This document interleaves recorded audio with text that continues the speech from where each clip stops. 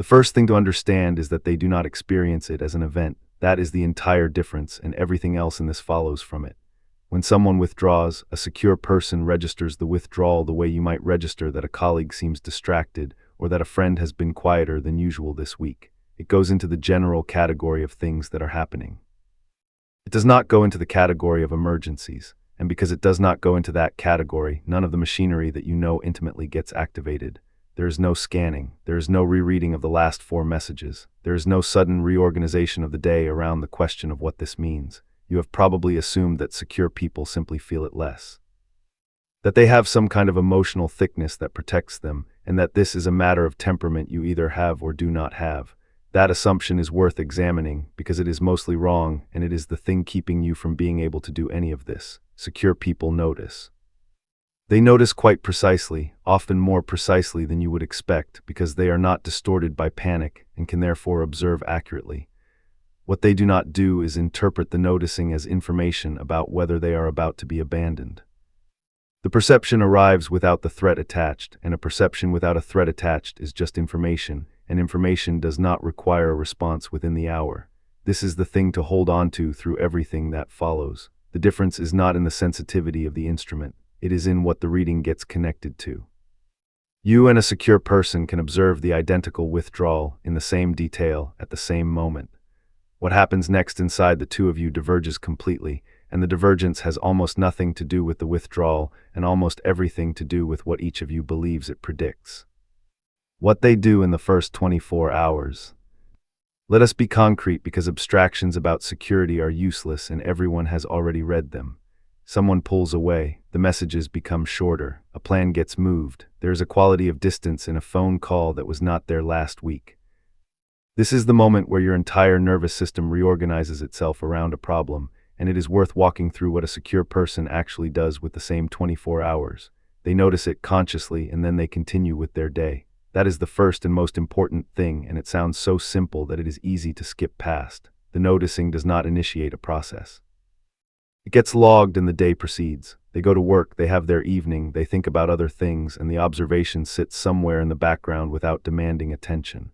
They do not increase contact. This is worth stopping on because it is the single most consistent behavioral difference, and it is entirely counterintuitive from an anxious position. Your instinct in that moment is to reach, because reaching is how you resolve uncertainty, and uncertainty is what is unbearable. A secure person does not reach more, and the reason is not strategy. It is that they do not currently have a problem that reaching would solve. They are not trying to determine anything urgent. There is nothing to verify. They do not decrease contact either. This is the part people miss when they try to imitate security. They do not go quiet in response. They do not match the distance. They do not pull back to protect themselves or to signal something. They continue at exactly their own rate, which is whatever it was before, and the continuity is the whole thing. Their behavior is a function of themselves rather than a response to the other person's fluctuation. They may mention it plainly once without weight, something like, "You seem a bit distant this week, everything all right?" delivered in the same tone they would use to ask about a headache. Not as a confrontation, not as a bid, not as the opening of a discussion about the relationship. As an observation offered once with genuine curiosity and no attachment to the answer. And then critically they let the answer be whatever it is. If they get "I am fine, just busy," they take it at face value and move on. Not because they are naive, but because a single instance of distance genuinely does not require more than that, and they are not carrying a hypothesis that needs testing. That is the whole of the first 24 hours. It is remarkably boring. That is the point. The boringness is not an absence of care. It is what care looks like when it is not fused with fear. The thing they are not doing that costs you everything. Underneath all of the visible behavior is one process that is not running, and its absence explains the rest. They are not building a model of what the withdrawal means. You are. Within about 90 seconds of noticing distance, you have generated a set of possible explanations, ranked them by likelihood, identified which of them are catastrophic, and begun gathering evidence for and against each one. That process is not deliberate, it runs on its own. And once it is running, it consumes an enormous amount of your available attention, and worse, it produces a state of arousal that then requires management, so that within a few hours you are no longer responding to the withdrawal, you are responding to your own physiological state. A secure person's version of this stops at the first step. Something is different, full stop. No model gets built because building one would require a question they do not have. They are not asking whether the relationship is ending, because the relationship ending is not currently a live hypothesis in their mind. It could become one if the pattern continued and deepened over a long period, and at that point they would think about it properly. But a quiet week does not raise it. This is why they seem so unbothered, and why the unbotheredness can look like indifference from where you're standing. It is not indifference. It is the absence of a specific cognitive process that in you runs automatically and in them does not run at all. And it is worth naming what generates that process in you, because it is not a character flaw and it is not something you chose. Somewhere at some point you learned that distance predicts loss, not as an idea, as a body-level association formed probably before you had language in an environment where someone's withdrawal genuinely did mean something serious was happening. That association is now installed, and it fires accurately according to its own logic, and its logic is out of date. The secure person does not have the association. That is the entire difference between you, not their strength, not their better choices, not their superior perspective.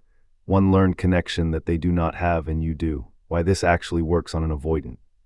There is a practical question here, and it deserves a direct answer, because it is the reason this material interests you. Does the secure response actually produce a better outcome with someone who withdraws? It does substantially, and the mechanism is specific. An avoidant withdrawal is a regulatory move. It is not a communication, and it is not, in most cases, a punishment. It is what a nervous system does when the accumulated proximity in a relationship has crossed a threshold and something needs to be reduced. The withdrawal is the reduction. It is functionally identical to stepping outside when a room becomes too warm. Now consider what happens next under two different conditions. Under the anxious response, the withdrawal is met with increased contact. Messages, calls, a request to talk about what is happening, an expression of concern that is genuine and that also carries an implicit demand. From the avoidant nervous system's perspective, the thing that was already too much has just increased, which means the regulation failed, which means more distance is required. So they withdraw further, which produces more contact, which produces more withdrawal. That loop can run for days, and it is the single most common way these relationships deteriorate. Under the secure response, the withdrawal is met with nothing. The other person continues at their own rate, unbothered, present, but not pursuing. From the avoidant nervous system's perspective, the reduction worked. The pressure came down. And here's the thing that almost nobody understands. Once the pressure comes down, the avoidant system stops needing distance, and what it does next on its own is come back. That is not a trick. That is simply what happens. Avoidant withdrawal is self-limiting when it is not met with pursuit. It has a natural duration, usually a few days, occasionally longer, and at the end of it the person returns, frequently warmer than they were before, because the return is not just a return, it is a small relief. So the secure response works. It works better than anything else available. And this is where it becomes dangerous, because that fact is exactly what makes people try to perform it. The trap in all of this. Everything above is true, and it is also the setup for the most expensive mistake available to you, so it needs to be addressed now rather than at the end. The moment you learn that not pursuing brings them back, you have a technique, and a technique is not security. It is anxiety wearing security's clothing, and the difference is invisible from outside and enormous from inside. Here is what the performed version looks like. You notice the withdrawal. Your whole system activates exactly as it always has. And then instead of reaching, you do not reach, and you spend the next 3 days not reaching, and the not reaching consumes more energy than reaching ever did, because you are now managing an impulse continuously rather than discharging it. You check your phone constantly while not messaging. You compose things you do not send. You experience each hour of silence as an achievement and each hour as a small torture, and you are, by the end of it, considerably more depleted than you would have been if you had simply called. That is not security. That is the same process with the output suppressed, and it does not produce the same result for two reasons. The first is that it is exhausting and therefore unsustainable. You can hold it for 4 days, you cannot hold it for 4 years. At some point the accumulated pressure discharges, usually all at once, usually badly, and the discharge is worse than the ordinary reaching would have been. The second is that it is detectable, not through any specific tell, but because the quality of your presence changes. Withheld anxiety has a texture. There is a tightness in it. When you do speak again, after the 3 days, something in your tone will be doing work, and the person on the other end will register that something is being managed even if they cannot say what. So the honest version of this is not, do what secure people do. It is, understand what secure people have and work on getting it, and in the meantime do a version of the behavior that is within your actual capacity rather than a performance that will collapse. That is less satisfying than a technique. it is also the only version that goes anywhere. What is actually underneath the secure response? If it is not a technique, then what is it, and can it be acquired? It is a small number of beliefs that operate below the level of thought, and yes, they can be acquired slowly, and it helps enormously to know precisely what they are, because most people trying to become more secure are aiming at a vague target. The first belief is that they will be all right either way, not that the relationship will be fine, that they will be. This is the load-bearing one, and it is worth sitting with because it sounds like detachment, and it is not. A secure person can be deeply attached to someone, want the relationship to continue, be genuinely distressed if it ends, and still hold, underneath all of that, an unshakable sense that their survival is not on the table. That belief is what removes the emergency. Emergency requires a threat to something essential. When the essential thing is not at risk, distress is possible, but panic is not. The second belief is that the other person's state is about the other person. This one is astonishingly rare, and it is most of what produces the observable calm. When a secure person encounters someone in a bad mood, distracted, withdrawn, or short with them, their default hypothesis is that something is happening in that person, not that they have done something. Not that the relationship has changed, that the other person is having their own weather. You have the opposite default. Your first hypothesis is always that it is about you, and every other explanation has to be argued for against that baseline. That default is where the exhaustion comes from, because if everything is about you, then everything requires your attention and your management, and you are on duty continuously. The third belief is that things can be said, that if something matters, it can be raised plainly, and the raising will not destroy anything. This belief is why secure people ask so few anxious questions and so many direct ones. They are not accumulating unspoken material because there is no reason to accumulate it. Anything that becomes significant will get mentioned. The fourth is that a relationship's continuation is not something they control. This is the one that sounds bleakest and produces the most peace. A secure person does not experience themselves as responsible for whether the other person stays. They understand that another adult's continued presence is that adult's decision, that they can influence it somewhat by being good to be with, and that beyond a certain point it is out of their hands and always was. That is not resignation. It is an accurate description of the situation, which anxious attachment specifically denies, because anxious attachment operates on the premise that with sufficient effort, retention is achievable. That premise is what generates the effort, and the effort is what produces the exhaustion, and none of it works because the premise is false. The question they ask that you do not. There is a specific difference in the direction of attention, and it produces almost everything else. When someone pulls away, you ask, "What did I do, and what should I do now?" A secure person asks, "What is going on with them, and separately, how do I feel about this?" Notice that the second question is entirely absent from your version. That is not incidental. It is the central omission, because when someone becomes distant with you, there is a fact about your own experience that is available and that you almost never consult, which is that it is unpleasant, that you do not like it, that a relationship in which the other person periodically becomes unreachable is not a relationship you would choose if you were choosing freely. You do not consult that because consulting it would produce information you cannot currently act on. If you notice that you did not like it, you would have to do something about the fact that you do not like it, and the available options are unbearable. So the observation gets skipped and all of your attention goes to the first question, which is about repair, and repair is the only category of response you can access. A secure person runs both. They think about what might be happening for the other person, with genuine curiosity and no urgency. And they also register their own reaction plainly, without immediately converting it into a demand or into a problem to be solved. They notice that they do not love this, that noticing gets filed. It does not require immediate action, but it accumulates, and that is the crucial part. Because if the distance becomes a pattern rather than an instance, the accumulated noticing eventually produces a conclusion, and the conclusion is not "I need to try harder." It is "This is not a configuration that works for me." That is how secure people end up leaving relationships that do not suit them without ever having a dramatic realization. They have been keeping an accurate running account of their own experience the whole time, and at some point the account crosses a line and they act on it, and it looks sudden from outside and was not sudden at all.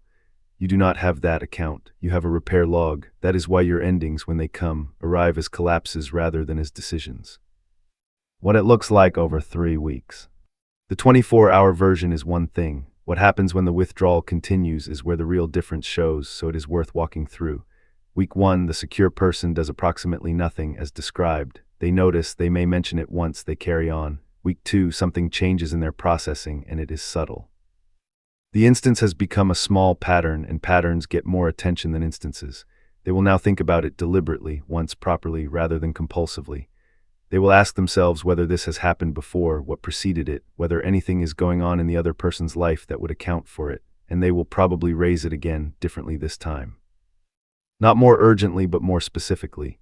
Something like, "This is the second week where you have been pretty distant, and I have noticed I do not really know what is going on. Can you tell me what is happening?" Notice the structure of that. It contains an observation, a statement about their own experience, and a direct request. It does not contain an accusation, a threat, an apology, or a hypothesis about the other person's feelings.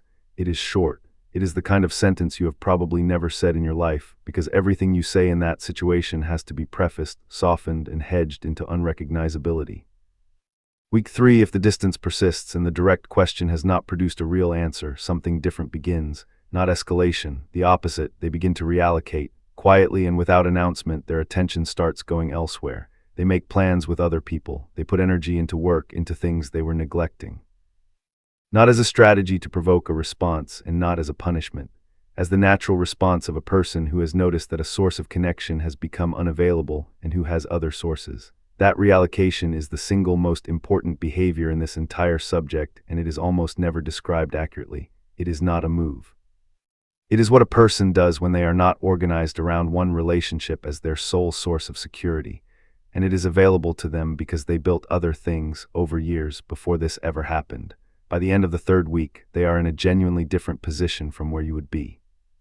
You would be depleted, obsessive, and considerably more invested than at the start, because unanswered investment increases investment. They are somewhat less invested, doing other things, still open, still warm if the person returns, and no longer arranging their life around the question. Why you cannot reallocate and what to do about it. The reallocation is the thing that cannot be faked, and understanding why is the most useful thing in this whole subject. You cannot reallocate because there is nowhere for the attention to go.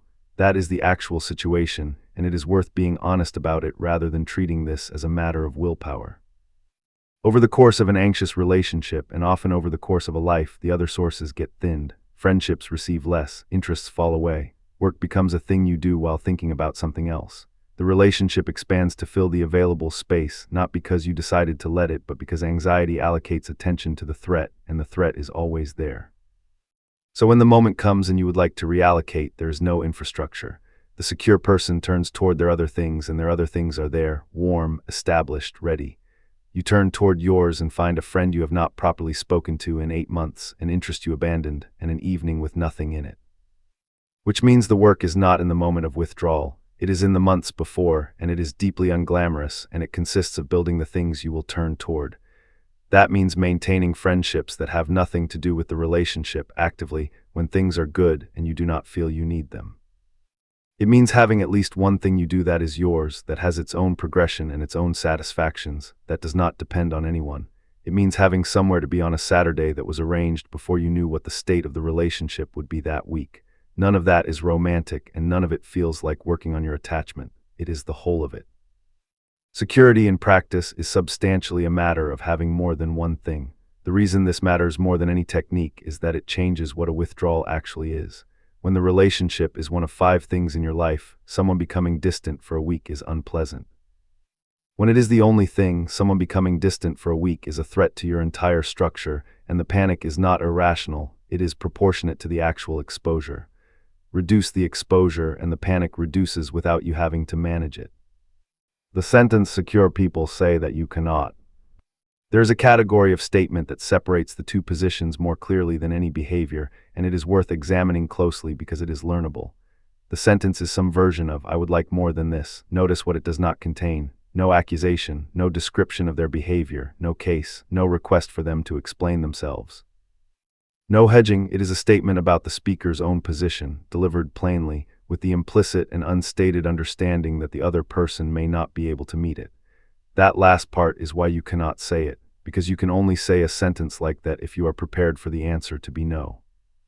And you are not, because no is catastrophic in your framework, and so every statement you make has to be constructed in a way that maximizes the chance of yes, which means it cannot be plain, which means it has to be softened, which means the actual content gets lost in the softening. A secure person can say it because for them, a no is information. Unwelcome information, possibly painful information, and information. It tells them something about the situation and about what they should do next. They are not asking in order to secure a particular answer. They are asking because they want to know. That is the whole difference between an anxious question and a secure statement. The anxious question is an attempt to produce a state.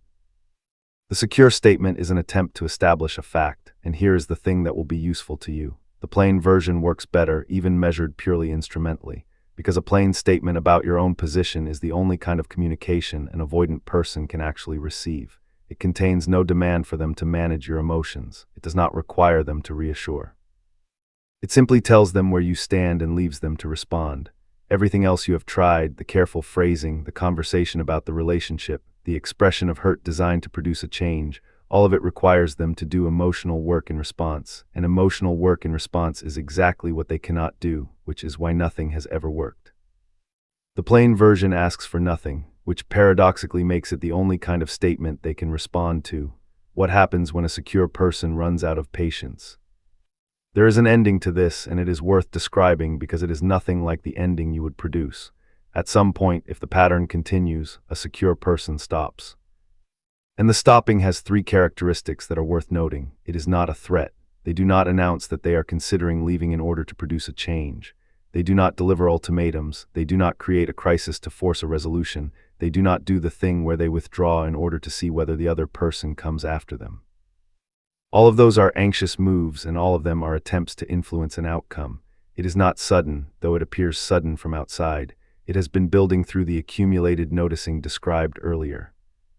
There has been a running account of their own experience, and it has been trending, and at some point the trend crosses a threshold, and the crossing produces a decision that has actually been assembling for months, and it is not reversible by an improvement. This is the part that most surprises people who have been on the receiving end. Once a secure person has concluded that a configuration does not work, a sudden improvement in the other person's behavior does not undo the conclusion, because the conclusion was not about the current state, it was about the pattern, and a few good weeks does not change a pattern. The reason to know this is not so you can imitate it. It is because it tells you what a healthy ending looks like, and yours have probably never looked like that. Yours have looked like collapse, a long period of increasing effort, a deteriorating state, a final incident that was not especially different from the previous 40 incidents, and then a break that felt like it happened to you rather than something you decided. And afterwards an unstable conviction, susceptible to reversal by any warmth from the other person, because the ending was not a conclusion, it was a rupture. The difference is the running account. If you have been tracking your own experience the whole time, endings are decisions. If you have only been tracking repair, endings are breakdowns. That is the single most useful thing to start doing, and it can be started today in any relationship at any stage. Keep an account of your own experience, not of their behavior, of yours, how you have felt over time in this, not to build a case, to have the information, the version of this you can actually do now. Everything above describes a destination. Here is the part that applies to you as you currently are, because the destination is years away and you need something for this week. The first thing is to separate the feeling from the action. You are going to feel the panic. That is not currently negotiable. The panic arrives on its own, and no amount of understanding prevents it. What is available and what is genuinely trainable is the gap between the panic and the behavior. Right now the gap is close to zero. The state arrives and the behavior follows almost immediately. What you are aiming for is not the absence of the state, which is unrealistic, but the introduction of a delay. Feel the panic. Do not act for 2 hours. That is the whole practice, and it is much more achievable than trying not to feel anything. 2 hours is not a strategy about them. It is long enough for the acute physiological spike to come down, and the behavior you would produce after 2 hours is substantially different from the behavior you would produce in the first 10 minutes. The second thing is to give the state somewhere to go. The panic is physical and it needs discharge, and if you do not give it a route, it will discharge into the relationship. Walk, call someone who is not them. Do something that occupies your hands. This sounds trivial, and it is the most effective intervention available, because you are not trying to think your way out of an aroused state, you are trying to metabolize it. The third thing is to say one plain sentence instead of 6 careful ones, not the whole conversation. One statement about your own position delivered once without a preamble. You seem far away and I miss you. That is enough. Do not follow it. Do not build on it. Let it sit. The fourth is to have somewhere to be. Concretely this week, make one plan with someone who is not them. Not as a tactic and not so that they notice, so that the evening has something in it and so that the reallocation, when you eventually need it, has somewhere to go. None of that is security. All of it is available to you now, and all of it produces a better outcome than what you are currently doing, and the accumulation of these small things over a long period is actually how attachment changes, which is not through insight but through repeated experience of a different behavior producing a different result. Why insight has not fixed this? You have probably understood your own attachment pattern for some time, possibly years, and it has not changed anything, and that is worth explaining because the failure is being misread. Attachment operates in a system that does not read. The panic when someone withdraws is generated below the level of language, by a set of associations formed before you could speak, in a part of the brain that has no access to your conclusions. You can know with total clarity that this person is probably just busy, that the pattern is theirs, that you will be fine either way, and the system will produce the identical response because it is not consulting your knowledge. That is why insight has not worked and why more insight will not work. You could read everything ever written about attachment and the state would arrive on schedule. What does change it is repeated experience, specifically, repeated experience of the feared thing not happening in a context where you did not perform the protective behavior. The mechanism is the same as any extinction process. The association weakens through repeated instances of the predicted catastrophe failing to occur. Which means every time you feel the panic, do not reach and then discover a few days later that everything is fine, a small update happens. Not a large one, a small one, and the small ones accumulate over dozens of instances across years. That is the actual timeline, it is not weeks. It is closer to 2 or 3 years of consistent different behavior before the underlying state genuinely changes, and it changes gradually rather than in a moment. The reason to know this is that most people give up at week 6, having done the behavior correctly, having noticed that they still feel exactly as awful, and having concluded that it does not work. It does work. It is simply operating on a system that updates slowly, and the absence of a change in feeling after 6 weeks is expected rather than evidence of failure. The uncomfortable thing about secure people and avoidance. There is something that needs saying here, because most material on this subject implies that if you become secure, the relationship will work, and that implication is not accurate. Secure people frequently leave avoidant partners, not always and not quickly, but the pairing is considerably less stable than it is usually presented. The reason is exactly the running account described earlier. A secure person keeps track of their own experience, and a relationship with a chronically withdrawing partner produces a lot of unpleasant experience over time. It accumulates. And because they are not carrying a belief that they must earn retention through effort, there is nothing preventing the accumulation from producing a conclusion. An anxious person in the same relationship will stay for a decade because every withdrawal produces increased effort, and increased effort produces more investment, and more investment makes leaving harder. The pattern is self-reinforcing. A secure person will typically last somewhere between 6 months and 3 years, depending on how good the good periods are, and then will end it without drama and will be sad about it and will move on. This matters because it corrects a fantasy that is doing you real damage. The fantasy is that security is the key that unlocks the avoidant. That if you can just become calm and non-pursuing enough, they will settle and come toward you and the whole thing will resolve. That does happen sometimes. What happens more often is that the secure response makes the relationship more comfortable for a period, and the underlying limitation remains exactly where it was, and the secure person eventually notices that the comfort is not the same as a relationship and leaves. So the honest version is, the secure response is better for you in every respect. It produces better outcomes with an avoidant partner in the short term, and it will also over time make it substantially more likely that you leave, because you will be keeping an accurate account of your own experience for the first time. That is not a failure of the approach, that is the approach working. But it should be said plainly, because people come to this material hoping to learn how to keep someone, and what it actually teaches you is how to find out whether you want to, what they do about the good periods. There is a phase everyone forgets to describe, and it is where most of the damage actually happens. The avoidant returns, the distance ends. Suddenly they are warm, present, engaged, and the relief in you is enormous and physical. Watch what a secure person does in that moment, because it is as instructive as anything they do during the withdrawal. They are pleased, they enjoy it, They do not withhold, they do not punish, they do not make the person work for the return. There is no cooling off period administered as a lesson. And they also do not treat it as a resolution. This is the crucial part. The good period does not, in their accounting, cancel the difficult one. It is a good week following a difficult week, and both are entries in the record, and the record is the thing that matters. You do something entirely different. When the return comes, the relief is so large that it retroactively rewrites everything. The difficult period gets reclassified as a misunderstanding, or as something you overreacted to, or as a phase that has now passed. The record gets erased and the count starts again from zero. That is why you have been in the same position for years, not because you cannot see the pattern, but because the pattern keeps being deleted by relief. Every reconciliation resets the counter, and a counter that resets can never reach a threshold. The single most useful discipline available to you, more useful than anything about how to behave during a withdrawal, is to not delete the record when the good period arrives. That does not mean holding a grudge or refusing to enjoy the warmth. Enjoy it fully. And afterwards, when things are calm, note plainly, that was 3 weeks of distance, and this is now the 4th time. Not as an accusation, not to be raised with them, just as an entry that does not get erased. Do that for a year and you will know exactly what your relationship is, and the knowing will not require any decision because the record will produce one. The difference between calm and numb. There is a failure mode in trying to be secure that produces something that looks similar and is much worse, and it deserves a warning. Some people, attempting to stop reacting to withdrawal, achieve it by shutting down. They stop feeling the panic by stopping feeling. They become genuinely unbothered, and the unbotheredness is real, and it has been purchased by disconnecting from the relationship. That is not security. That is a slide toward avoidance, and it is a common outcome for anxiously attached people who have been hurt enough times, and it feels like progress from inside because the pain stops.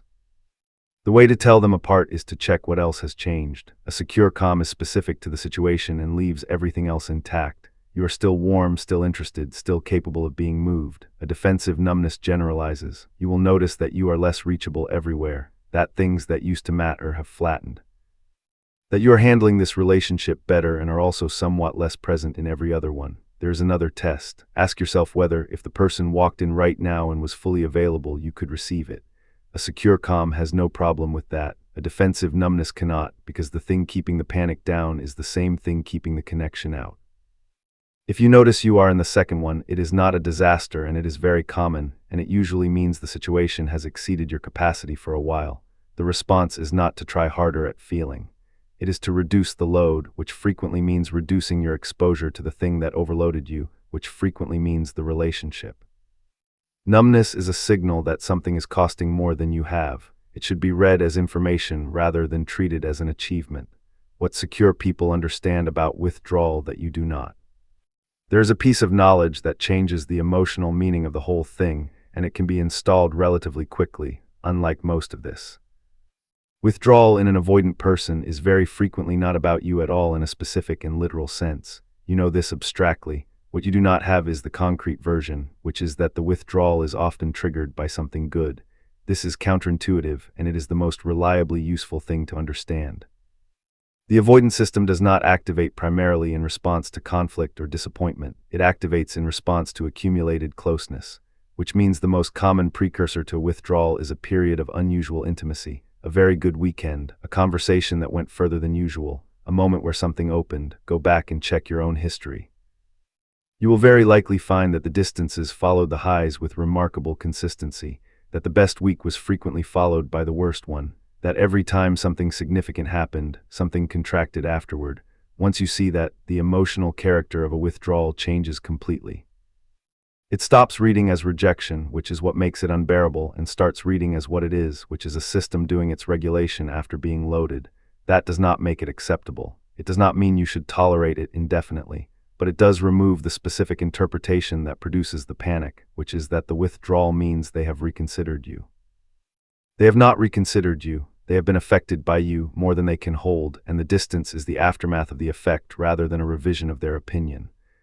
That reframe is available immediately, and it does more work than most of the behavioral advice because it addresses the meaning rather than the response, and the meaning is what generates the response. The physical reality of the moment. It is worth describing what is actually happening in your body when the withdrawal registers, because most advice is aimed at your reasoning, and your reasoning is not the thing that is currently in charge. The sequence is fast. Something arrives, a short reply, a canceled plan, an unexplained gap, and within seconds there is a change in your chest or your stomach, then a rise in alertness, then a narrowing of attention onto a single subject, then an urgent motivation to do something, anything that would resolve the state.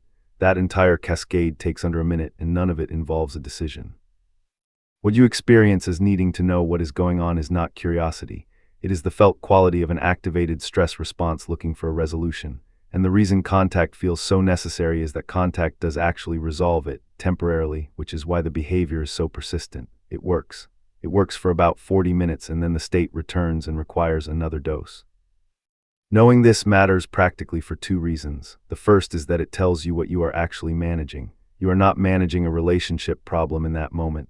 You are managing a physiological state that has attached itself to a relationship problem, and states respond to physical intervention much better than to cognitive intervention. Which means the 2 hours of delay described earlier should not be spent thinking, they should be spent moving. The second is that it explains why the panic is so disproportionate to the evidence. You are not overreacting to a short message. You are having a full threat response, and the threat response is calibrated to something that happened a long time ago, and the short message is merely what triggered it. That should reduce the self-criticism, which is worth reducing, because self-criticism adds a second layer of distress on top of the first and makes the whole thing considerably harder to move through. You are not being ridiculous. You are having an accurate response to an outdated model, and the model is not something you installed and not something you can uninstall by disapproving of it. What a secure person does when they are actually hurt. It is worth correcting an impression because the description so far might suggest that security means never being affected, and that is not what it means. Secure people get hurt. When someone they care about becomes distant, particularly repeatedly, it hurts and they feel it, and they do not pretend otherwise. What is different is the shape of the expression. They say it directly and once, "That hurt," or "I did not like being left with nothing for a week," plainly in the moment or shortly after, without a preamble and without an accompanying case. They do not distribute it across 100 smaller communications. This is the key contrast. Anxious hurt does not get stated, it gets leaked. It comes out in tone, in slightly pointed remarks, in a withdrawal of warmth that is not acknowledged, in questions that have an edge on them. The hurt is present in everything and stated in nothing, and the person on the other end can feel that something is happening and has nothing to respond to. Secure hurt is concentrated. It gets said in one place at full strength, and then it is finished. And because it has been fully expressed, it does not need to leak, which means the rest of the interaction is clean. They also do not require a particular response to it. They say it because it is true and because the other person should know, not because a specific reaction is needed. If the response is a good one, that is welcome. If it is inadequate, that is information about the other person which they file. That last part is what makes the direct expression possible. You cannot say the hurt plainly if you need the response to be right, because a plain statement gives you no control over what comes back. Every hedge and preface in your version is an attempt to shape the reply. Try saying it once plainly and letting the response be whatever it is. It is the most frightening small experiment available, and it produces more information in 10 seconds than months of careful management. Building the account. Since the running account of your own experience is the central mechanism, it is worth being concrete about how to actually keep one, because it is not intuitive for someone who has spent years tracking somebody else. Once a week, briefly answer one question. How was this week for me in this relationship? Not what happened, not what they did, how it was for you. Whether you felt at ease or on alert, whether you were able to be yourself, whether you spent more time enjoying the relationship or managing it, write it somewhere if that helps. A line is enough. The reason to do it weekly rather than in the moment is that in the moment you are either in panic or in relief, and neither state produces an accurate reading. A week is long enough to average out the fluctuation. What this produces over 3 or 4 months is something you have never had, which is a longitudinal view of your own experience. And that view is very difficult to argue with, because it is not a case built during a bad moment. It is a series of ordinary observations made across a period. It also has an unexpected effect. The act of consulting your own experience regularly begins to reinstall the habit of consulting it at all, which is the habit that was suppressed by years of attending to somebody else's state. People report that after a few months of this, they start noticing their own reactions in real time, in ordinary situations, which is the beginning of the thing everyone is trying to reach. And it will produce a conclusion eventually, in one direction or the other. Either the account will show a relationship that is mostly good with some difficult stretches, which is what most relationships look like, or it will show something else. Either way, you will know, and knowing is what you have been unable to achieve through 4 years of thinking about it. Why secure people are not afraid of the answer. There is one more difference, and it may be the deepest one. You do not ask the direct question because you are afraid of the answer. That is understood. What is less examined is what the fear is actually about. It is not fear of losing them exactly, though that is how it presents. It is fear of the moment of finding out. Of the specific second in which the answer arrives and cannot be unheard, because right now in the ambiguity, both futures exist, the one where they come toward you and the one where they do not. And as long as neither has been confirmed, you get to keep the good one. The ambiguity is painful and it is also protective, and the protection is what makes it so hard to leave. A secure person does not experience the moment of finding out as catastrophic because they are not holding a future that would be destroyed by it. They have a life that continues in either case, and the answer determines the shape of it, and both shapes are livable, which means asking is cheap for them and expensive for you, and the expense is not about the relationship. It is about what would remain if the hope were removed. That is the thing to actually work on, not how to respond when someone pulls away, but the construction of a life that would still be there if the answer were no. Because when that exists, the question becomes askable, and once the question is askable, everything else in this becomes straightforward. Everything described about secure behavior is downstream of one fact. They have somewhere to stand that is not this relationship. Build that, and the rest arrives on its own. The specific moves you are making that do not work. It is worth cataloging the anxious responses precisely, because you are probably doing several without recognizing them as moves at all. The check-in that is not a check-in. A message that is nominally about something else, a link, a question about a practical matter, sent purely to establish contact and observe the response time. This is the most common one, and it is almost never recognized by the person doing it as what it is. The tell is that you know, immediately after sending it, whether you are waiting for a reply. The reassurance seeking disguised as a conversation, raising the state of the relationship, framed as wanting to communicate better, when the actual function is to produce a statement from them that will lower your arousal. The tell here is what happens if they respond well. If the relief lasts about a day and then you need it again, it was reassurance seeking rather than communication. The retreat that is meant to be noticed, going quiet in the hope that the quietness will be registered and produce concern. This one is particularly costly because it is invisible as a move, and because with an avoidant partner it reliably produces the opposite of what is wanted, since the reduction in pressure is experienced by them as relief rather than as absence, the escalating disclosure. Sharing something increasingly vulnerable in the hope that the vulnerability will provoke reciprocation. This one is painful because the disclosure is real, and it is being used instrumentally without your quite meaning to, and when it does not produce the response, the exposure is doubled. The preemptive apology. Apologizing for being too much before they have said anything in order to diffuse a criticism that has not been made. This trains both of you to treat your ordinary needs as an imposition, and it is the single most corrosive habit in the list because it operates on your own self-concept rather than on the relationship. None of these are shameful. All of them are intelligent attempts to reduce an unbearable state using the only tools available. But they all share a structure, which is that they are attempts to produce a particular response from another person, and they all fail for the same reason, which is that the other person's responses are not under your control, and the attempt to control them is exhausting and detectable. The secure alternative to every one of them is the same thing. Say the actual thing once plainly, and let the response be whatever it is, what to do in the actual moment. Practical because the moment arrives and none of the analysis is available when it does. You notice the withdrawal, something in your chest changes. Here is the sequence, name it internally. This is the panic. Not something is wrong, this is the panic. The naming does something specific, which is to introduce a small separation between you and the state, and the separation is what makes the next steps possible. Do not touch the phone for 2 hours. That is the only rule, and it should be the only one because a list of rules is not executable in an aroused state. 2 hours. If you can only manage 40 minutes, manage 40 minutes. The number matters less than the existence of a gap. Move, physically. Walk somewhere, preferably outside, preferably for longer than feels necessary. The state is physiological and it discharges physically, and it does not discharge through thinking. If you spend the 2 hours sitting and thinking, you will arrive at the end of them in a worse condition than you started. Do one thing that has nothing to do with them. This is not distraction in the trivial sense. It is the reallocation in miniature practiced in a small instance so that it is available in a large one. Then, if it still seems warranted, say one sentence, not the conversation. One sentence about your own experience without a preamble and without a question attached. I have noticed you have been quiet and I miss you. Then stop, do not add to it, do not follow up on it that day. Let it be a thing you said rather than a thing you started. That sequence is not security and it is not a performance of security. It is a way of behaving that is available to you at your current level of distress, that does not require you to feel differently, and that produces a substantially better outcome than what you would otherwise do. Repeat it enough times and something starts to change underneath, and the change is not something you will notice happening. What changes first?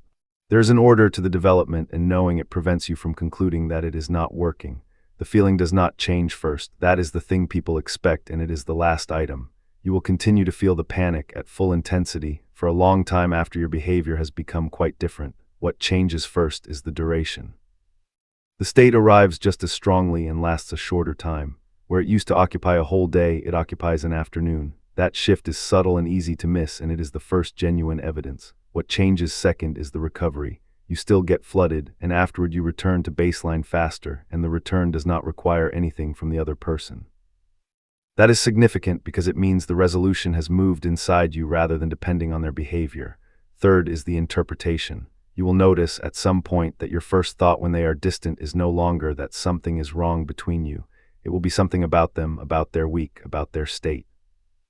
That shift in the default hypothesis is enormous, and it happens quietly. Fourth, and this is much later, the intensity finally drops. The thing arrives smaller, not absent, smaller. And by the time that happens, you will have been behaving differently for a long time, and the drop will feel almost anticlimactic. The reason to hold this sequence is that at month 3 you will be behaving well and feeling exactly as bad, and you will conclude that none of it has worked. It has worked. You are simply expecting the last item to arrive first. What this looks like in a good relationship. It is worth describing the endpoint because most of this has been about managing difficulty, and the destination is not a better way of managing difficulty. In a relationship with someone who is available, the withdrawal question mostly does not come up, and that is the actual difference. There are quiet periods. People get busy, absorbed, tired, preoccupied with something else. And when they do, they say so unprompted in a sentence, and the sentence resolves the whole thing before it becomes anything. I am buried this week. I will be less around. Nothing is wrong. That one sentence offered without being asked for is what an available person provides and what you have been trying to extract for years through elaborate means. It costs them nothing. They do not experience it as a concession or as being managed. It simply occurs to them that you might wonder, and so they say it. The first time this happens to you, it will be disorienting. You will have the beginning of the panic, the small change in the chest, and then it will have nowhere to go, because the information that would resolve it has already been supplied. The state will start and then stop mid-arc, and the stopping will feel strange. That is the destination, not a superior ability to tolerate ambiguity. A relationship that does not require the tolerance because the ambiguity is not being generated, and here is the point of saying so. All of the skill you are building, all the delay and the plain sentences and the reallocation is not for the purpose of enduring a difficult configuration more gracefully. It is so that you are able to be in a relationship with someone available without your own patterns destroying it. That is the real use of this. Because if you meet someone consistent tomorrow and your machinery is still running at full strength, you will find reasons to activate it anyway, and the work will not have been done. You are not learning how to handle avoidance. You are becoming a person who can receive availability, where your pattern came from. It is worth going back briefly, because the origin explains why the behavior is so persistent and so resistant to correction. Somewhere early you were in an environment where another person's availability fluctuated in ways you could not predict and could not influence, and where the fluctuation mattered enormously. That is the whole recipe, not neglect necessarily and not cruelty, inconsistency. A caregiver who was warm and present sometimes and unreachable at others, for reasons that had to do with their own life and that were entirely opaque to a small child. A child in that situation does the only thing available, which is to develop an extremely fine-grained monitoring system. They learn to read microsignals. They learn to detect the earliest indication of a shift. They become, out of necessity, the most attentive person in the room, and they develop a second thing, which is a theory. The theory is that the fluctuation is caused by something, and that the something is them, and that if they can determine what it is, they can control it. That theory is not accurate, and it is enormously adaptive because the alternative theory, that the most important person in your world becomes unreachable at random, and there is nothing you can do about it, is unbearable for a child. Better to be at fault and have agency than to be blameless and helpless. So the theory gets installed. And it does not get updated because it is not really a belief, it is a structure, and it operates below the level where beliefs get revised. Which means what you're doing now, at whatever age, when someone becomes distant and you begin frantically searching for the cause in yourself, is running a program written by a child who is solving a real problem with the only tools available. That should change how you regard it, not as a weakness to be eliminated, but as an old solution that outlived its context. It was correct, it is no longer correct, and things that were once correct do not respond well to being attacked, they respond to being gradually shown that the conditions have changed. What secure attachment actually comes from?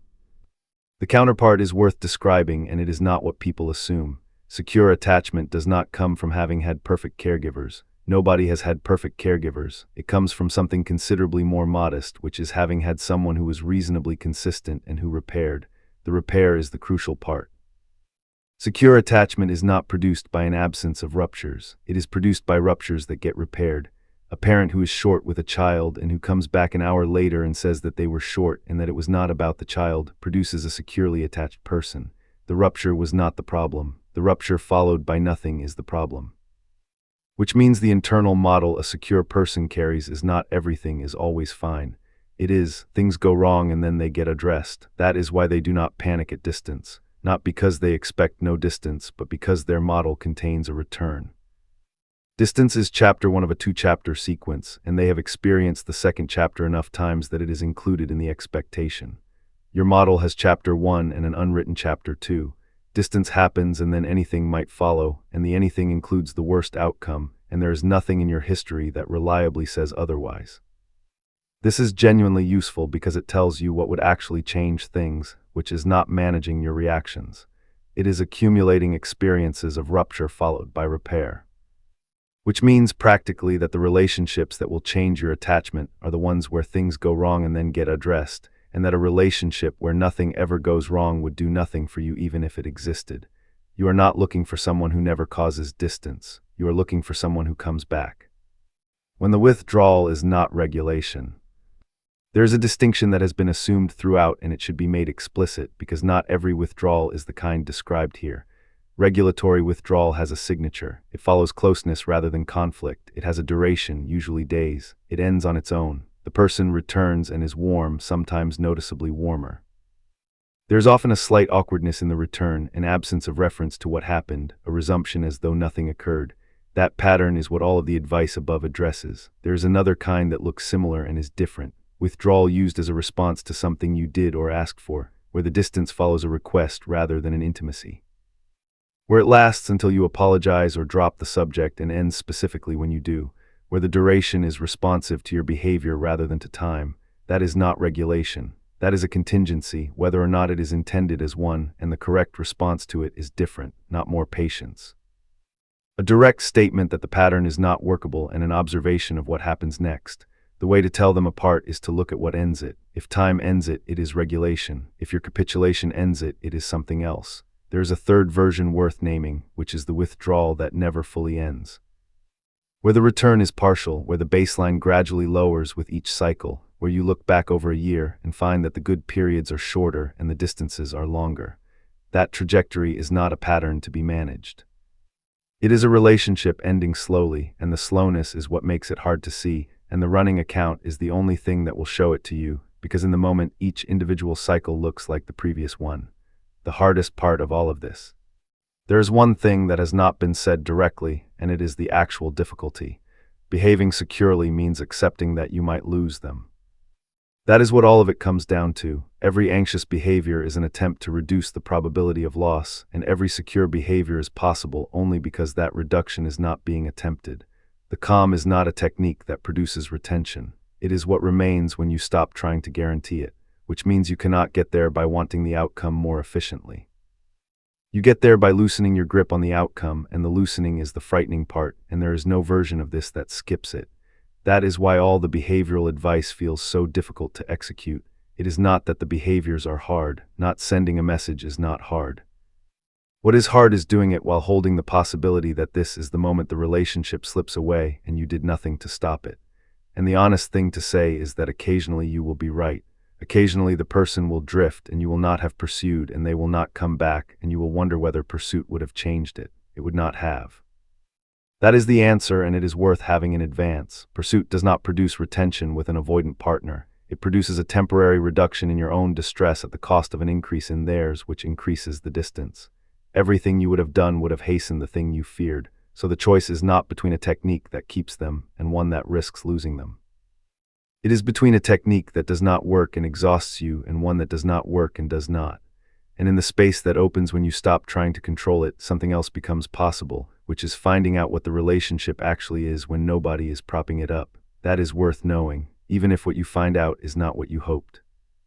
What secure people do in the silence itself.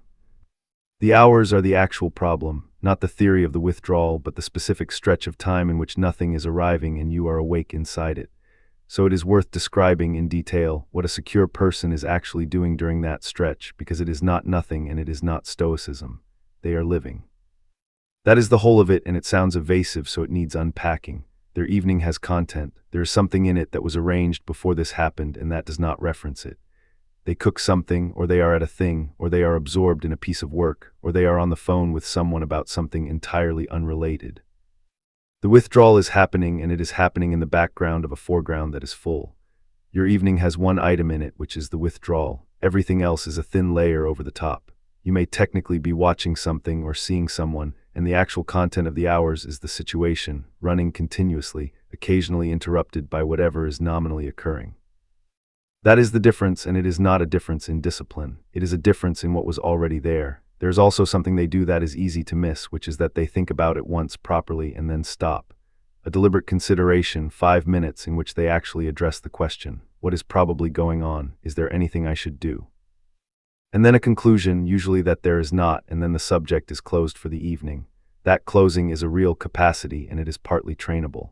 The reason your version does not close is that your consideration never reaches a conclusion, because the question you are asking has no available answer, and a question with no answer does not terminate. What is going to happen cannot be resolved by thinking, so the process runs indefinitely, revisiting the same material, producing nothing. The intervention is to ask an answerable question instead, not what is going to happen. Instead, is there anything for me to do tonight? That question has an answer, and the answer is almost always no, and once it has been answered, the process can close. That substitution is small, and it is one of the few genuinely useful cognitive tools in this area, because it does not require you to feel differently. It only requires you to give the loop a question it can finish, the comparison that will not help you. There is something you will do while reading material like this, and it deserves interrupting. You will compare yourself to the secure person described here and find yourself wanting, and the finding will become another entry in an existing case against yourself. That comparison is not useful, and it is also structurally misleading, because the secure person in these descriptions is a composite and an idealization. Real secure people are less consistent than this. They have bad weeks. They occasionally send a message they wish they had not. They sometimes need reassurance and ask for it clumsily. Security is not a state of permanent equanimity. It is a baseline that people return to, and the returning includes departures. The more useful comparison is with yourself 6 months ago. And there is a second thing worth saying about the comparison, which is that the qualities being described are not a personality you failed to develop. They are the residue of an environment you did not have. A person raised with consistent, repairing caregivers arrives at adulthood with a functioning model through no effort of their own. They did not earn it, it was installed. Which means that the gap between you and them is not a gap in character or in effort. They were handed something and you were not, and you are now doing deliberately, at considerable cost, what they received for free. That reframe matters because the shame around anxious attachment is one of the main things preventing people from changing it. Shame produces concealment, and concealment produces the leaking behavior described earlier, where the need is present in everything and stated in nothing. You are not deficient. You are running an old and once necessary program in an environment where it no longer applies, and you are working on it, which is more than most people ever do about anything. What happens when you get it slightly wrong? You will not execute this cleanly, and the failures are worth normalizing in advance, because the response to a failure determines whether the practice survives. You will hold out for 2 days and then send 4 messages in an hour. That is the standard failure, and almost everyone does it. The pattern is that suppression accumulates pressure and pressure eventually discharges, and the discharge is larger than the ordinary behavior would have been. The thing to notice is not that you failed, it is that suppression is not the mechanism. If you're white-knuckling the silence is not doing what it is supposed to do, and the eventual discharge is the predictable result rather than a lapse in willpower. The correction is not more willpower. It is to give the state somewhere to go during the 2 days, which means the physical discharge and the other people plan described earlier. If those are not happening, the suppression will fail reliably, and it is not your fault when it does. You will also at some point say the plain sentence and receive a response so inadequate that you immediately follow it with 6 more sentences trying to make it land. That is standard 2. The plain sentence is only sustainable if you have accepted in advance that the response might be nothing, and acceptance of that takes time to develop. And you will delete the record after a good weekend, having promised yourself you would not.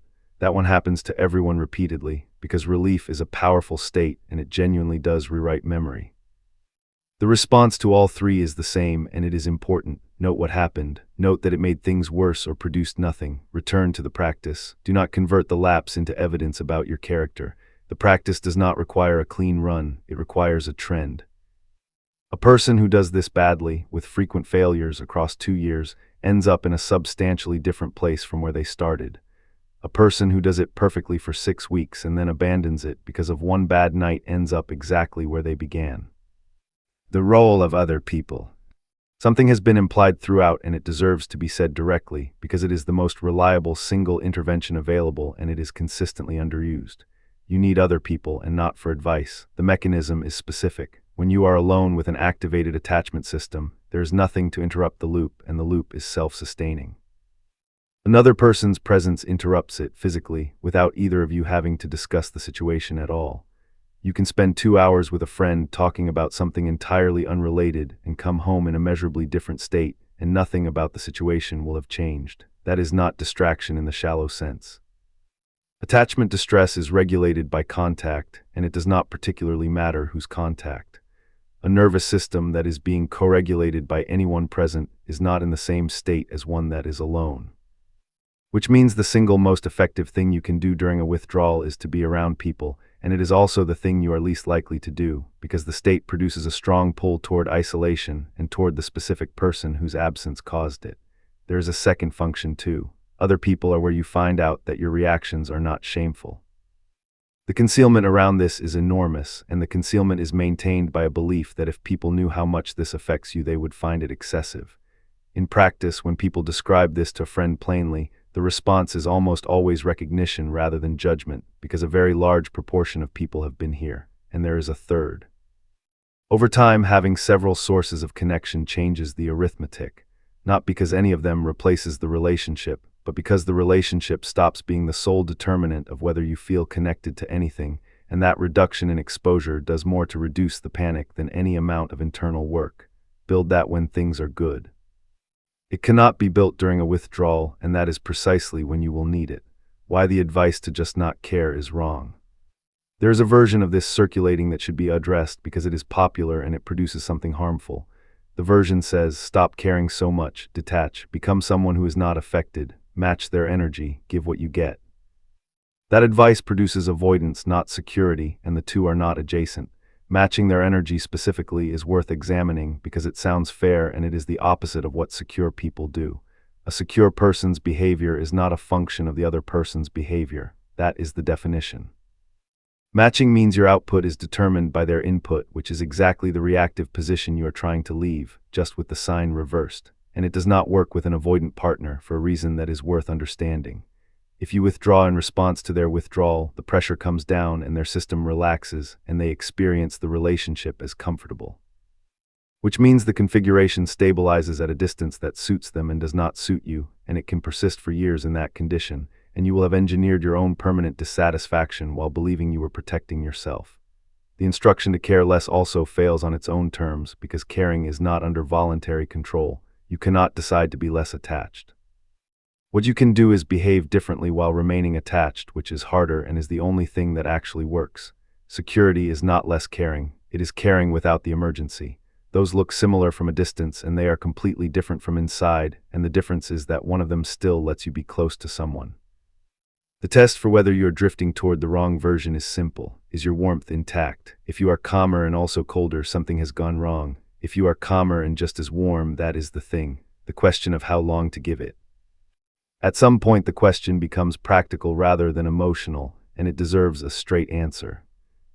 How long should you keep doing this before concluding that the relationship is not workable? There is no universal number, and there are markers, and the markers are more useful than a duration. The first marker is whether the returns are complete. After a withdrawal, does the person come back to where they were, or slightly short of it? If the baseline is holding across cycles, the pattern is a rhythm. If the baseline is lowering, the relationship is ending slowly. The second is whether the direct statements produce any change at all. Not a large change, any. If you have said the plain thing several times over months and there is no observable difference at any point, that is significant information. It does not mean they do not care. It means the caring is not producing behavior, and behavior is what you live with. The third is what is happening to you. Over 6 months of practicing this, are you more able to be yourself in the relationship or less? Is your life expanding or contracting? Are you sleeping? This is where the running account earns its value, because it converts a vague sense into something readable. And the fourth is the ratio. What proportion of your time in this relationship is spent enjoying it versus managing it? Everyone manages something. When management exceeds enjoyment across a sustained period, that is the finding. The reason to use markers rather than a timeline is that a timeline invites you to wait out the clock, and waiting is the thing you already do. The markers require you to look at evidence, which is a different activity, and one that produces decisions rather than deferrals. What you get out of this, even if the relationship ends. There's a way of reading all of this that treats it as an investment in an outcome, and if the outcome does not arrive, the investment feels wasted. That reading is worth correcting. Everything described here is portable. The delay between state and action, the plain sentence, the running account, the other sources of connection, the substitution of an answerable question for an unanswerable one. None of it belongs to this relationship. All of it belongs to you, which means that if you spend a year practicing this and the relationship ends anyway, you have not lost the year. You have arrived at the end of the relationship as a substantially different person from the one who entered it, and the difference will determine what happens in every subsequent one. And there is something more specific. The most common outcome for someone who does this work inside a difficult relationship is not that the relationship improves, it is that they leave it. Not because the practice failed, but because it worked, and what it produced was an accurate view of their own experience, and the accurate view made the decision obvious. That is worth knowing in advance so it does not feel like a defeat when it happens. The alternative, staying in the same configuration and continuing the same behavior, does not produce a better relationship either. It produces the same relationship, for longer, with a more depleted version of you inside it. So the choice is not between an approach that saves the relationship and one that risks it. It is between an approach that changes you and one that does not, and the relationship will do whatever it was going to do in either case. What the avoidant actually experiences during your pursuit. It helps to see the other side of the loop clearly, because the accurate picture reduces the pull toward pursuit more effectively than any instruction not to pursue. They have withdrawn, and from inside, the withdrawal does not feel like a decision about you. It feels like relief arriving. The pressure that had been building for some period comes down, and there is a distinct physical easing. Then a message arrives. It is warm, and it is concerned, and it asks a reasonable question. What happens in them is not annoyance, at least not initially. It is closer to a small drop. The easing they had just achieved is interrupted, and the interruption registers as the return of something they had just escaped, and there is an immediate sense of obligation. They now owe a response. The response has to be adequate. Their inadequacy at producing adequate emotional responses is a thing they know about themselves and do not like knowing, so they delay, not out of cruelty. Because responding requires something they do not currently have, and delaying postpones the requirement. The delay produces another message from you, because the delay is unbearable on your end. And the second message increases the obligation, and the increased obligation increases the delay, and both of you are now in a loop where each person's behavior is a reasonable response to the others, and the whole thing is deteriorating. By the third or fourth message, something worse enters their experience, which is a sense of being managed. Of having their internal state become someone else's project. That sensation is the one thing an avoidant nervous system tolerates least, because the entire strategy exists to prevent it, and it converts what was regulatory distance into something more defended. None of this is a defense of them. It is a description of a mechanism, and the point of the description is that at no stage in it is there a message you could have sent that would have produced the response you wanted. That is genuinely worth knowing, not as a rule about restraint, but as a fact about the situation. The response you want is not available through that channel. It is not that you have failed to find the right words. There are no words in that channel during that period that produce it, the time of day problem. There is a practical detail that determines more than almost anything else in this, and it is almost never mentioned. Nearly all of the damage happens between 10 at night and 2 in the morning. That is when the messages get sent. That is when the loop runs hardest. That is when the 2-hour rule fails, when the record gets deleted, when the case gets constructed, when you find yourself reading old exchanges. The reason is physiological rather than psychological. Late in the day, the regulatory capacity that lets you tolerate an aroused state is depleted. It is a resource and it runs down over the course of a day, and by late evening there is not enough of it left to hold anything, which means that a very large proportion of your problem is not an attachment problem at all. It is a scheduling problem. The intervention is embarrassingly simple, and it works better than anything sophisticated. Do not make decisions about the relationship after 9 in the evening, not as a discipline of character. As a rule about a specific window in which your judgment is known to be impaired, put the phone somewhere else at night, not in another postcode, just in another room. The friction of having to get up is frequently sufficient because the impulse has a half-life of about 90 seconds and the walk exceeds it. And go to bed. The single most reliable intervention in this entire subject is sleep, and it is consistently ignored because it feels irrelevant to something that presents as emotional. It is not irrelevant. A person who has slept badly for 4 nights will experience the same withdrawal as roughly twice as threatening, and will be considerably less able to hold any of the practices described here. If you do nothing else from all of this, protect the hours after 9 and protect your sleep. That alone will change the trajectory of the next month more than any amount of insight about attachment. What changes in how you speak? The concrete shift, the one that actually alters things, happens at the level of individual sentences, and it is worth being specific because vague resolutions to communicate better do not survive contact with an actual conversation. You will stop asking questions when you mean to make statements. This is the largest one. The habit of converting an assertion into an inquiry is the primary tool of an anxious communicator. Instead of "I miss you," you ask "Are you all right?" Instead of "I need more consistency," you ask "Where do you think this is going?" The question form is safer because it hands control of the answer to the other person and leaves you room to retreat. It is also why nothing ever gets established, because statements establish things and questions merely gather. You will stop prefacing. The long preambles, the "this might be nothing but," the "I know you have a lot going on," the "sorry to bring this up." Every preface is a small apology for occupying space in the conversation, and it trains the listener to treat whatever follows as optional.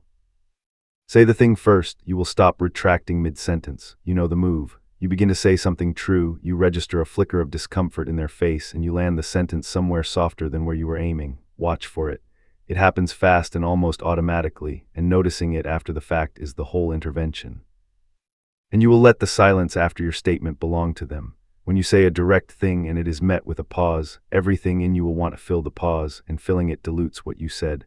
The pause is where the other person is receiving it. Your discomfort during those few seconds is not a signal that something has gone wrong. It is the sensation of not managing someone's experience for them, and it is unfamiliar because you have never permitted it. These 4 changes, practiced in low-stakes situations first, produce more difference than any strategic adjustment because they change what you are actually transmitting rather than how you are timing it. 2 kinds of patience. There is a distinction that determines whether all of this is healthy or corrosive, and it is worth making carefully because from outside the 2 look identical. The first kind of patience is a decision made from a stable position. You have looked at the situation, you understand what is happening, you have decided that the relationship is worth some difficulty, and you are choosing to give it time.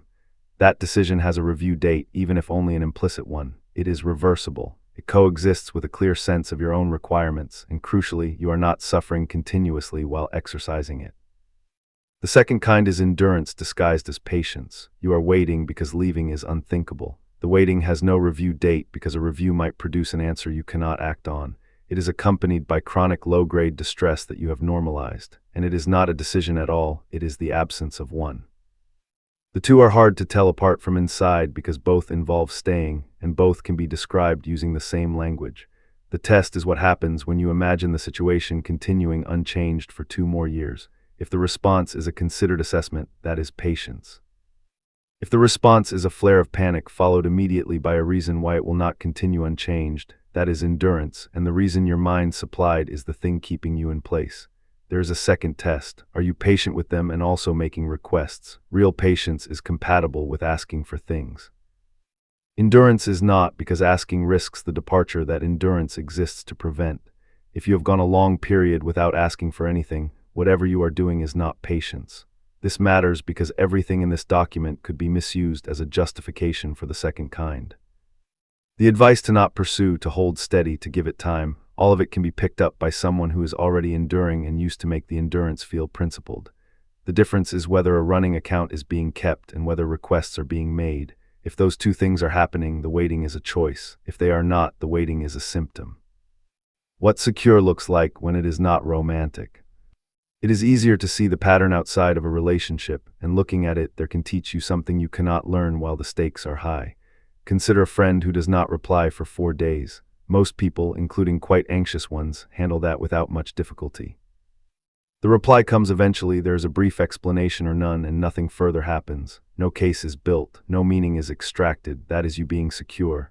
In that domain with those stakes, the machinery does not activate, which establishes something important, which is that you have the capacity. It is not absent. It is context dependent, and the context that disables it is romantic attachment specifically, because that is where the original learning happened. That observation is useful in 2 ways. The first is that it removes a false belief about yourself. You are not a person who cannot tolerate uncertainty. You are a person who cannot tolerate uncertainty in one specific domain, and the domain specificity means the problem is narrower than it feels. The second is that it gives you a reference experience. When you are in the middle of the panic and cannot remember what calm feels like, you can recall how you felt about the friend who did not reply. That is the state you are aiming for. Not detachment, not indifference. You liked that friend, you wanted to hear from them, and their silence did not become the content of your day. There is a practice available in this. When the panic starts, ask what your response would be if this were a friend rather than a partner, not to talk yourself out of the feeling, which does not work. Just to have the comparison available, because it demonstrates that a different response is possible for you rather than only for other people. The gap between how you handle those two situations is not a gap in character. It is the exact size of the old learning, and it can be measured this way, and watching it narrow over years is one of the few concrete ways to observe your own progress. When you are the one who needs space, there is a possibility worth raising that most material on this ignores entirely. Sometimes, in an anxious position, the correct move is to take space yourself, not as a tactic, not to provoke a response, because you are depleted and need to recover. This is difficult to distinguish from the strategic withdrawal described earlier as an anxious move, and the distinction is entirely about the internal orientation. Strategic withdrawal is monitored. You are checking whether it has been noticed. Its duration is determined by their response. It is a communication delivered through absence. Genuine recovery space is not monitored. You are not available for a period because you have nothing left, and you say so plainly, and the duration is determined by how long it takes you to recover. It is worth knowing this is permitted, because anxious attachment tends to produce people who believe they must be perpetually available, and who therefore never rest, and who then have nothing in reserve when a difficult period arrives. There is also something clarifying about it. A period of genuinely turning your attention elsewhere, taken for your own reasons, frequently produces an unexpectedly clear view of the situation. Not because distance makes the heart grow anything, but because the constant proximity to an activating stimulus prevents assessment, and stepping back allows the assessment to happen. Many people report that the clearest thinking they did about a difficult relationship happened during a week when they were away, occupied with something else, not managing anything. The clarity was available the whole time and was being suppressed by proximity. If you take it, say so. I am going to be quiet for a few days. I am worn out. It is not about you. That sentence prevents the space from becoming a communication, which is what you want, because you are not trying to say anything with it. The difference between a bad week and a bad relationship. There is a discrimination that has to be made, and it is harder than it sounds, because the two produce nearly identical experiences in the moment. A bad week inside a good relationship, someone is stressed, distracted, less available, shorter than usual. It is unpleasant, it resolves. Afterward there is some acknowledgement, or at minimum a return to the previous baseline. a bad relationship, the same experience occurring at intervals without resolution, with a baseline that does not fully return and with the acknowledgement never arriving. In any given week, these are indistinguishable. That is the difficulty, and it is why so many people stay so long. Each individual instance is genuinely ambiguous and genuinely could be the first kind. The only thing that discriminates is the aggregate, and the aggregate is only visible if it is recorded, which is why the running account is emphasized so heavily. There is one more discriminator worth having, which is whether the good periods are getting shorter. This is a question you can answer even without a formal record by comparing this year to last year. If the ratio has shifted in the wrong direction, that is a trend, and trends are much more informative than instances. And a third, which is what happens after a difficult stretch. In a good relationship, there is repair, not necessarily a formal conversation, but something, an acknowledgement, an increase in warmth, a reference to what happened. In the other kind, the return happens without any reference at all, as though nothing occurred, and the absence of reference is the actual finding. That absence is worth watching for specifically.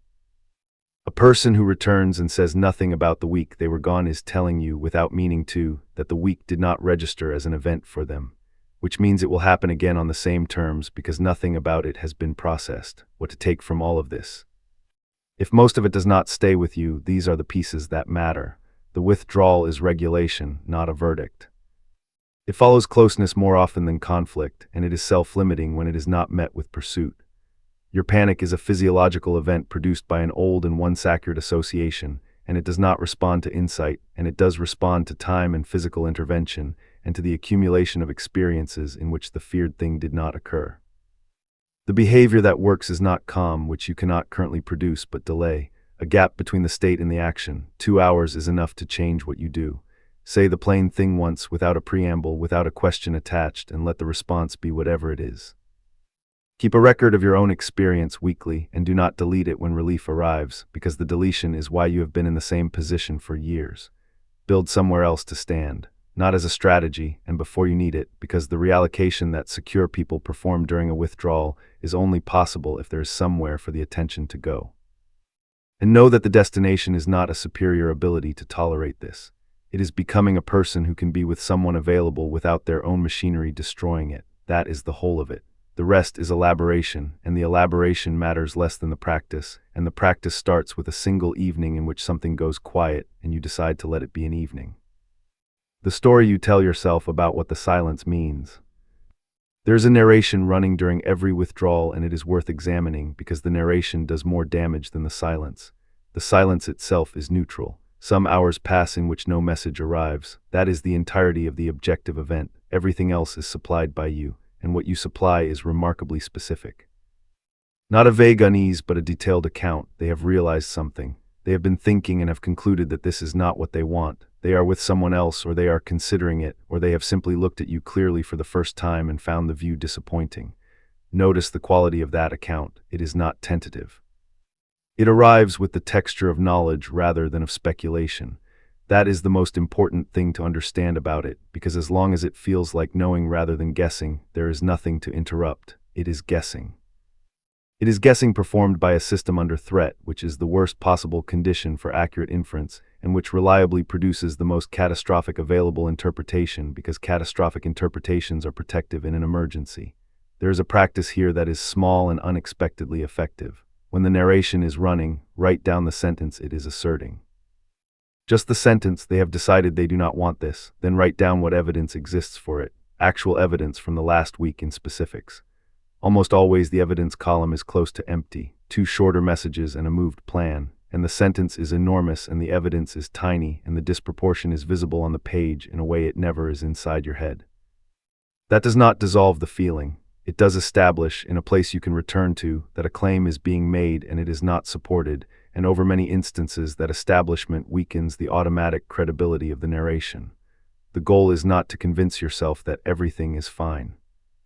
It is to demote the story from knowledge to hypothesis, which is where it belongs, and which is where a secure person's version already sits. What a secure person does not need to know. There is a category of information you consider essential that a secure person is entirely comfortable not having, and the difference is instructive. They do not need to know why. When someone is distant, a secure person is curious about the cause in a mild way and does not require it. They can go through the entire episode, have it resolve, and never find out what it was about, and this does not sit unfinished in them. You cannot do that. The unexplained episode remains open indefinitely, and years later you can still name the week and describe how it was never accounted for. The reason is that in your model, the cause matters enormously, because the cause determines whether it will happen again and whether you can prevent it. Not knowing the cause means not knowing whether you are safe, so the question stays live. In a secure model, the cause is interesting and not load-bearing because their safety does not depend on prediction. They can tolerate an unexplained event because the explanation was never doing any work. They also do not need to know where things stand at all times. This is possibly the largest difference. You require a continuous readout on the state of the relationship, and any period without one produces distress. A secure person operates on a much lower refresh rate. They know roughly where things are and they do not consult it daily, and they would find the idea of consulting it daily strange. That difference is worth aiming at directly because it is more tractable than it seems. The frequency of the checking is partly habitual, and habits respond to deliberate reduction. If you currently assess the relationship several times a day, reducing that to once a day is achievable and produces a noticeable drop in overall distress within a couple of weeks, for the simple reason that each assessment generates arousal and fewer assessments generate less. You are not trying to become someone who never wonders. You are trying to become someone who wonders less often, and that is a quantity rather than a quality, and quantities can be adjusted. Why your perception is actually an asset. There is something to say in defense of the thing you have been treating as the problem. Your reading of other people is accurate, unusually so. The hypervigilance that makes withdrawals so painful is functionally an extremely high-resolution instrument for detecting emotional states, and it is not wrong about what it detects. When you sense that something has shifted, something has usually shifted. When you feel that a message has a different quality, it usually does. You are not manufacturing these observations. You are picking up real signal that most people would miss. The problem has never been the detection. It is what happens downstream of it, which is that every detection is rooted through a threat interpretation and then through an urgent behavioral response.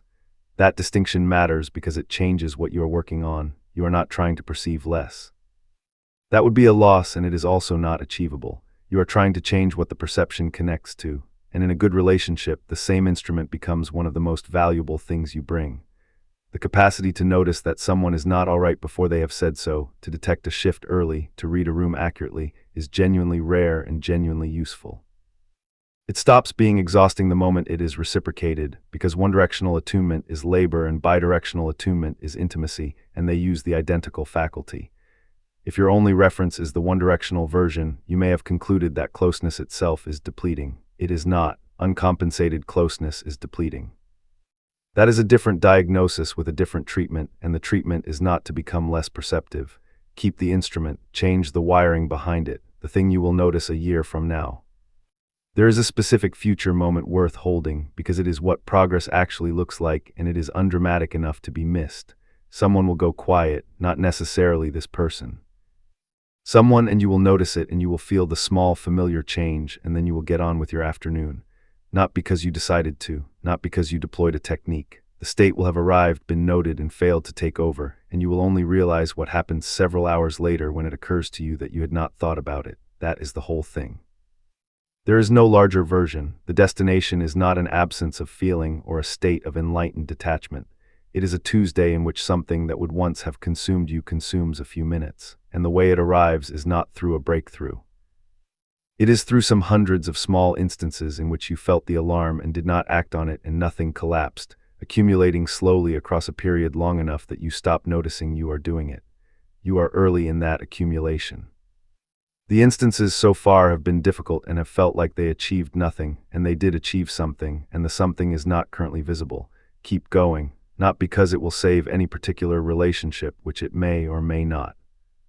Because the person on the other end of the accumulation is someone who can be close to another human being without it costing them everything, and that person is worth the years it takes to become. What happens when they come back?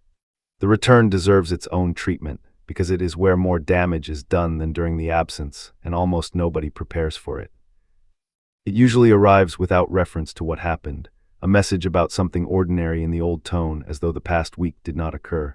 That absence of reference is disorienting because you have spent days inside an event and they are behaving as though there was no event. There were, in a sense, 2 different weeks. Yours contained a crisis. Theirs contained a period of reduced contact that they did not experience as significant. Neither of you is misremembering. What a secure person does here is worth copying precisely, because it is one of the few places where the secure behavior is directly imitable. They receive the return warmly, immediately, without a cooling period, without making the person work for it. There is no lesson administered, and then separately at a later point when things are calm, they mention it once, not as a grievance, as information. That was a quiet week and I did not really know what was going on. Just so you know, that is hard for me. Two features of that. It is delayed until calm because a statement made during the reunion gets absorbed into the emotional weather of the reunion and does not land. And it is short and it is about their own experience and it does not ask for an explanation or an apology. What you will want to do instead is one of two things. Either say nothing, because the return is so welcome that raising it feels like risking it. Or say everything because the accumulated pressure of the week discharges the moment the channel reopens. Both fail. The first means the pattern is never named and therefore never has a chance of changing. The second means the return becomes an argument, which teaches the avoidant nervous system that returning is costly, which lengthens the next absence. The middle path is the one thing that has a chance of working, and it requires you to hold the material for several days without either dropping it or detonating it, which is difficult and is a specific skill and is worth practicing. The relationship with yourself underneath all this. There is something structural that has gone unaddressed, and it determines whether any of this holds. The way you treat yourself during a withdrawal is usually worse than anything the other person is doing. Look at the actual content. During those days, what is the internal commentary? It is likely some combination of, you are too much, you always do this, nobody would put up with you, you should have seen this coming, this is what happens when you let yourself want something. That is a level of hostility you would not accept from anyone else, delivered continuously, during the period when you are least able to defend against it. And here's why it matters practically rather than only as a matter of self-compassion. That commentary is what makes the panic unbearable. The distance alone is unpleasant. The distance plus a running attack on your own worth is what produces the state you cannot tolerate, and the intolerable state is what produces the behavior you regret, which means one of the highest leverage interventions available has nothing to do with the relationship at all. It is interrupting the commentary, not by arguing with it, by noticing the format. When a sentence arrives about yourself, ask whether you would say it to a friend in the identical situation. That question does not require you to believe anything different. It only requires you to identify the source, and identifying the source reduces its authority. There is a longer version of this work, and it is the real thing underneath the attachment pattern. The panic when someone withdraws is not fundamentally about them leaving. It is about what their leaving would confirm. The sentence you are afraid of is not they are gone, it is they were right to go. That sentence predates every relationship you have had. It was installed early, and this is where it activates, and no amount of behavioral practice around withdrawal will fully resolve it while it remains in place. That is worth serious attention, and it is the kind of attention that genuinely benefits from working with someone trained for it. There is no reason to attempt the hardest available thing alone, and the material that forms this early usually does not yield to individual effort. A final word on imitation. There is a risk in all of this that should be named at the end, because the whole document has been a description of somebody else's behavior. Do not try to become that person by acting like them. The behaviors described here are downstream of a set of internal conditions, and copying the outputs without the conditions produces the performed version, which is exhausting and which collapses. What is worth taking is not the behavior but the direction. The direction is toward your own experience rather than away from it, toward saying things plainly rather than carefully, toward having a life with more than one thing in it, toward treating your own reactions as information rather than as embarrassments. Every specific practice in this document is an instance of that direction. The 2-hour delay is not a rule about phones, it is an instance of consulting yourself before responding. The plain sentence is not a communication technique, it is an instance of your position being stated rather than negotiated. The running account is not a diary exercise, it is an instance of your experience being treated as data that counts. If you understand the direction, you can generate the specific behaviors yourself in situations this document does not cover. If you only have the behaviors, you will apply them wrongly the moment the situation varies, and the direction is available immediately at any level of distress, in any relationship, at any stage. It does not require you to feel secure. It only requires you to keep turning repeatedly toward the question of how this is for you, which is the question you were trained out of asking and which everything else follows from. the one thing that is not negotiable. Everything in this has been offered as a practice, gradual, forgiving of failure. There is one item that is different, and it should be stated plainly before the end. You are allowed to want consistency, not as a preference to be justified, not as something to be earned by first becoming sufficiently secure, not as a request to be raised only once you have proven you are not being anxious about it, as a baseline requirement of an adult relationship that does not need defending. This matters because material about attachment can produce a specific distortion, which is the conclusion that your reactions are the problem and therefore your needs are too. That the work is to become the kind of person who does not mind, that if you were healthier this would not bother you. That is not accurate, and it is worth being clear about. A secure person minds. They mind less dramatically, they respond more calmly, and they mind. Repeated unexplained withdrawal is not something anyone thrives inside. The difference in their response is not that they have transcended the need for consistency. It is that they will state the need and then act on the answer. So the work is not to reduce what you require. It is to become able to say what you require without the saying being an emergency, and to hear the answer without the answer being a catastrophe. Those are two different projects, and only one of them involves changing you. The other one involves finding out whether the person in front of you can meet an ordinary standard, and that finding out is not something you can do while you're still trying to become the kind of person who does not need to ask. Ask plainly once when things are calm, and then watch what happens over the following weeks and record it and let the record produce whatever it produces. That is the whole method. It is not complicated. It is only difficult, and the difficulty is the fear, and the fear is old and is not about this person and is worth working on for reasons that have nothing to do with them. Why this is worth the effort. There is a reason to do this that is larger than any relationship, and it is worth stating before the practical sections. The pattern does not only operate in romance. Once it is installed, it runs anywhere that mattering is involved. In friendships where you overread a delayed reply. At work where a manager's neutral tone becomes a threat and you spend an afternoon on it. With family where you are perpetually managing someone else's temperature, which means the capacity you build here transfers. The 2-hour delay practiced on a partner becomes available in a professional situation. The habit of consulting your own experience becomes available with a friend who has been taking more than they give. The plain sentence works in every context in which it has ever been tried. That is worth knowing because the effort involved is substantial, and it can feel disproportionate to spend years on this in service of one relationship that may not last. It is not in service of one relationship. It is in service of a general reduction in how much of your life is spent monitoring other people, and that reduction is measured in hours per week, across decades, and the total is enormous. People who do this work consistently describe the same thing at the far end. Not that they became better at relationships, though they did, that they got a large amount of their attention back. That there was a quantity of daily processing they had assumed was simply what being alive felt like, and it turned out to be a specific and removable load. That is the actual return, not retention of a particular person. The recovery of a substantial percentage of your own available mind, which has been committed for years to a job that was never producing anything. The small experiments worth running. Since the change happens through experience rather than understanding, it is worth having a set of specific things to try, small enough to actually do. The first experiment, notice the panic and do nothing for 2 hours once, not as a policy, once, and then observe what happened. Almost certainly nothing happened. The relationship did not end during those 2 hours. That observation is a data point and it contradicts the model, and you need many of them. The second, say one plain sentence about your own experience without a preamble and do not follow it up. Watch what happens. The most common outcome is that nothing bad happens, and the second most common is that the response is more forthcoming than you expected because you remove the pressure that usually accompanies these statements.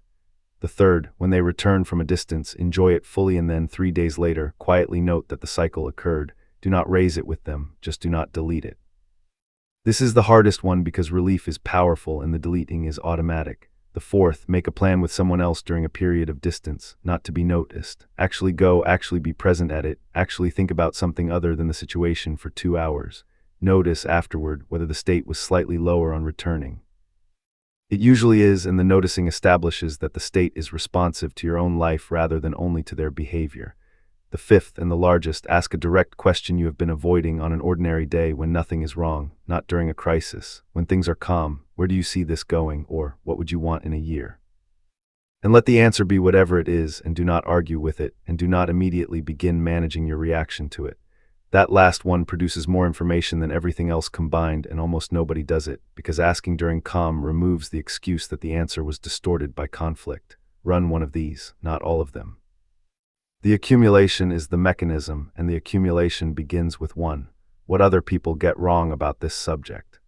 Because you will encounter a great deal of material on this, and much of it points somewhere expensive, it is worth naming the common distortions.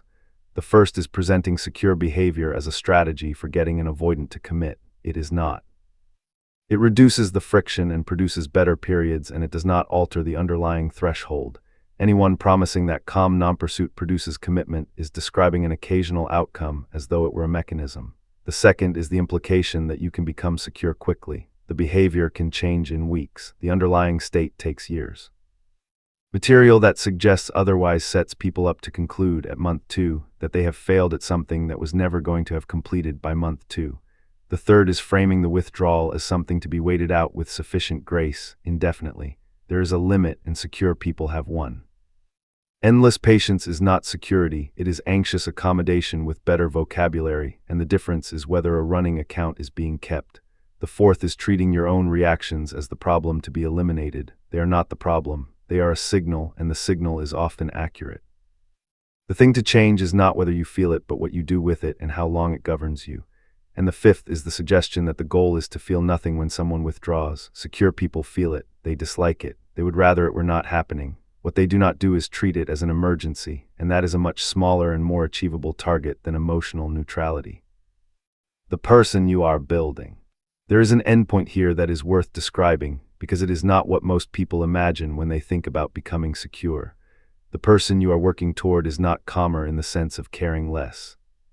They care exactly as much as you do now, possibly more, because their caring is not being consumed by management and is therefore available for the relationship itself. They notice everything you notice. The perception does not diminish. What changes is that the perception arrives without a threat attached and can therefore be used rather than defended against. They say things earlier and shorter. Where you would spend 3 weeks constructing the right approach to a conversation, they have it on a Tuesday in 4 sentences. And the conversation goes better, not because their words are better, but because it is happening before the material has accumulated into something that requires careful handling. They leave things sooner. This is the part people do not anticipate. Becoming more secure does not make you more able to sustain difficult relationships. It makes you less willing to. The tolerance you currently have is not a strength, it is a symptom, and it goes. And they are, in the end, easier to be with, not because they demand less, but because they are not running an operation. The relationship is a place they are rather than a project they are managing, and the difference is felt by everyone in the vicinity. That is available, not soon and not through a technique and not by performing calm during the next withdrawal. Through the slow accumulation of small experiences in which you did not act on the alarm and nothing collapsed, dozens of them, across years. And the first one is available this week. The next time something goes quiet and you feel the familiar change in your chest and decide, for 2 hours, to let it be a Tuesday rather than an emergency.